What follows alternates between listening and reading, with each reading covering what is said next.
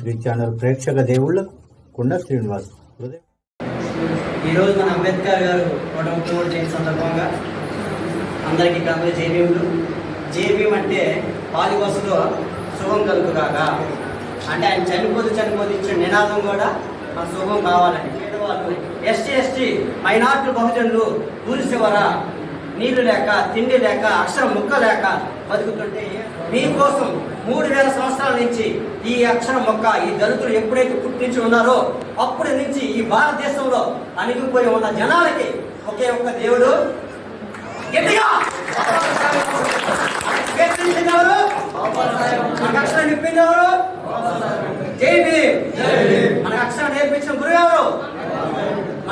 మన స్వేచ్ఛకి, మన నీరు తాగడానికి, మన జీవించి గాలి పీల్చే హక్కును కూడా ఇచ్చిన వ్యక్తి ఎవరు?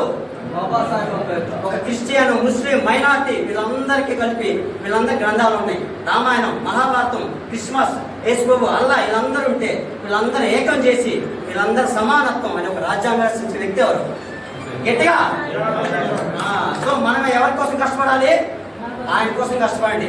ఇందాక ఒక కవి అన్నారు ఆయన సార్, ఆమె దాని అంబేద్కర్ యొక్క భార్య తన పాపం చనిపోయిందంట. నలుగురు పాపం చనిపోతేనో ఆయన ఏమన్నాడు? కానీ నా ఇక్కడ చనిపోతున్న దళితులు అందరి కోసం కష్టపడతా అన్నారు. ఆయనకి ఇచ్చి మన నినాదం ఏంటి తెలుసా? ఈ భారతదేశంలో ఉన్న 4 దిక్కులు ఉన్నటువంటి ఉన్న దళితులు, ఎస్సీ మైనార్టీ పిల్లలే ఆయన బిడ్డలం. ఎవరు బిడ్డలం? ఎవరి కోసం కష్టపడదు? ఈ యొక్క ఒక హిందూ దేవాలయానికి వెళ్తే ఓన్లీ హిందువులు మాత్రమే వెళ్తారు.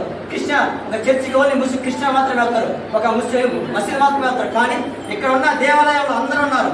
ఒక క్రిస్టియన్, హిందూ, ముస్లిం అందరూ ఏకం చేసే ఒక ఏకైక భవనం అంబేద్కర్ భవనం. అదే మా అంబేద్కర్ దేవాలయం. సార్ రాఘేంద్ర యాదవ్ సార్, మీ పాదాలు సార్, మీకు ఇచ్చినటువంటి మాకు ఇది కమ్యూనిటీ హాల్ కాదు సార్, మాకు ఇది మా దేవాలయం సార్. మా అంబేద్కర్ మా దేవుడు యొక్క అంబేద్కర్ మా దేవాలయం సార్. ఇలాంటి దేవాలయం మీకు కట్టించినందుకు మీ పాదాభివందనం సార్.